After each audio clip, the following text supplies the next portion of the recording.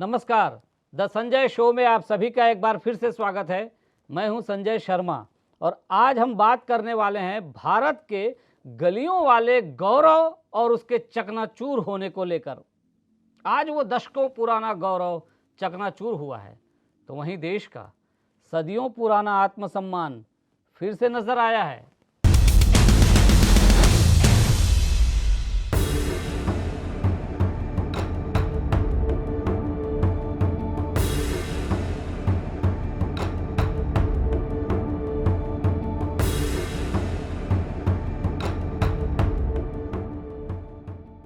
जी हाँ, हम बात कर रहे हैं बनारस के काशी विश्वनाथ कॉरिडोर और उसके लोकार्पण की। प्रधानमंत्री नरेंद्र मोदी ने आज इस कॉरिडोर को जनता को समर्पित कर दिया है। काशी विश्वनाथ 12 ज्योतिर्लिंगों में से एक है।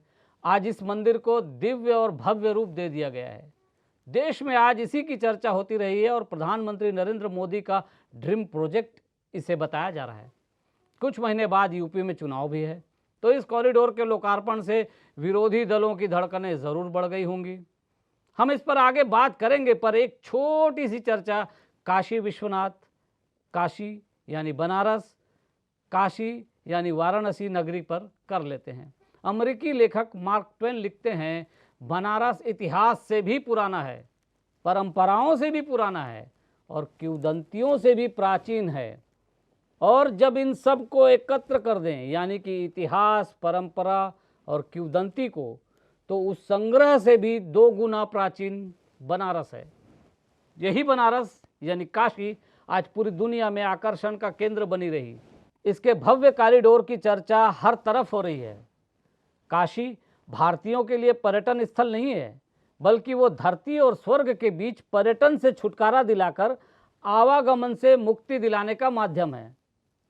हाँ, पूरी दुनिया के लिए ये एक बड़ा पर्यटन स्थल भी है। दुनिया का अकेला ऐसा शहर जो हजारों सालों से अस्तित्व में है। लोक मान्यताओं के मुताबिक काशी को भगवान शिव ने लगभग 5000 साल पहले बसाया था। हिंदुओं की सप्तपुरियों में काशी एक है। अति प्राचीन ग्रंथों में इस नगर का उल्लेख आता है। हालांकि जो इतिहासकार अंग्रेजों के इतिहास से पहले कोई इतिहास था ऐसा मानते ही नहीं, उनके मतानुसार भी वाराणसी शहर लगभग 3000 साल पुराना है। पर यह लगातार अस्तित्व में है और यह चमत्कार है। दुनिया में कहीं भी कोई भी शहर इतने सालों से लगातार मौजूद नहीं है।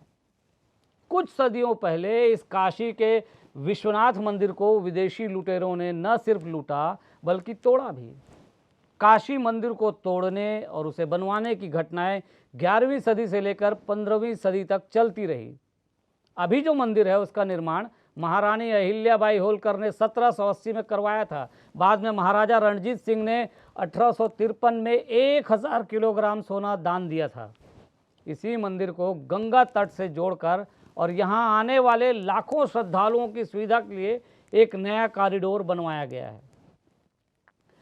स्वतंत्र भारत में काशी के उद्धार की बातें तो हुई हैं, पर कोई खास काम इस दिशा में नहीं हुआ और दशकों तक मंदिर के आसपास निर्माण होते रहे।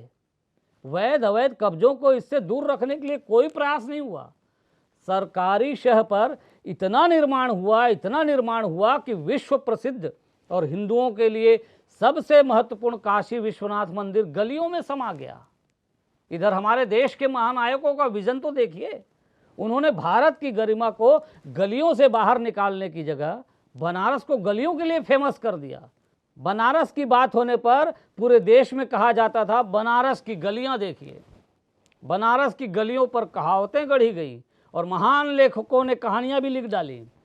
आज़ाद भारत के वामपंथी विजनरी लेखकों की कहानियों में बनारस का जिक्र होने पर विश्वनाथ नहीं बल्कि भांग और सांड का जिक्र होता था और जगह बच जाए तो गलियां विश्व प्रसिद्ध हो जाती थी। आज प्रधानमंत्री नरेंद्र मोदी ने भारत का गौरव बन चुकी उन विश्व प्रसिद्ध गलियों को तोड़वा दिया। जहां कभी भांग और सांड का बोलबाला था, वहां अब हर हर महादेव और बम भोले के नारे सुनाई दे रहे हैं। भारत का गौरव और हमारी धरोहर कहलाने वाली तथाकथित प्राचीन गलियां खत्म हो गई। आज देश को गौरव का आभास तो हो रहा है, पर यह बोझ से मुक्त होकर उठने का गौरव है। सदियों तक दबे दबे वजन उठाने में माहिर हो चुके भारतीयों को आज़ादी के बाद यही बताया गया था कि भार ढोने में उनकी महारत बड़े गौरव की बात है। लेकिन आज देश को आभास हुआ कि गौरव तो बोझा ढोने से ज़्यादा हल्के हो जाने में है। कब्जों से पटी टेढ़ी मेढ़ी गलियां भारत की संस्कृति और सभ्यता की निशानी नहीं हो सकती है। काशी विश्वनाथ कॉरिडोर के बन जाने के बाद काशी का रंग अलग ही दिख रहा है। काशी की जनता में उत्साह दिख रहा है और देश का मूड भी बदल रहा है। ये भी साफ देखा जा सकता है। काशी विश्वनाथ कॉरिडोर के निर्माण में लगभग 900 करोड़ रुपए खर्च किए गए हैं। ये प्रोजेक्ट 5 लाख वर्ग फुट के विशाल क्षेत्र में फैला हुआ है, जबकि इसके पहले विश्वनाथ मंदिर परिसर मात्र 3000 वर्ग फुट तक सीमित था। आज गंगा में स्नान के बाद सीधे इस कॉरिडोर से हजारों लोग एक साथ मंदिर जा सकेंगे, जबकि पहले गलियों में 4 लोग भी अगल बगल नहीं चल सकते थे। कॉरिडोर निर्माण के बाद उम्मीद की जा रही है कि बनारस में विश्व भर से पर्यटकों की संख्या काफ़ी बढ़ेगी। इससे बनारस में आर्थिक विकास होगा और देश का भी विकास होगा। और हाँ, इसके पीछे कोई राजनीति नहीं है ऐसा नहीं कहा जा सकता। राजनीति भी है। यूपी में चुनाव होने वाले हैं और इस कॉरिडोर से गुजरकर लखनऊ की सत्ता तक पहुंचने का ख्वाब देखा जा रहा है। लेकिन ऐसा ख्वाब देखने का मौका उन सभी के पास था जो आज इस लोकार्पण से जल रहे हैं और सत्ता में कभी काबिज रहे। खैर, काशी विश्वनाथ कॉरिडोर से वोट कितना मिलेगा ये तो समय बताएगा, पर आज ये माना जा रहा है कि ये कॉरिडोर सिर्फ गंगा को विश्वनाथ मंदिर से जोड़ने वाला कॉरिडोर नहीं है, बल्कि ये भारत को दीनता से महानता की ओर ले जाने वाला कॉरिडोर है। प्रधानमंत्री ने भी इस दौरान अपने भाषण में कहा कि जिन हीन भावनाओं से भारत को भरा गया, आज का भारत उससे निकल रहा है। इस कॉरिडोर को कुछ लोग राजनीति के नज़रिए से देख सकते हैं, कुछ को इसमें धर्म का रंग भी दिखेगा, पर यह धर्म के रंग से कहीं ज़्यादा भारत के गौरव को प्रतिष्ठित करने का मामला है। इसे गौरव की प्रतिष्ठा ही समझा जाए। तो आज इस चर्चा में इतना ही। वीडियो पसंद आया है तो लाइक और शेयर कर दीजिएगा। IBC 24 के यूट्यूब चैनल खबर विभाग को सब्सक्राइब भी कर लीजिएगा। तो आगे फिर किसी मुद्दे पर बात करेंगे। तब तक के लिए नमस्कार।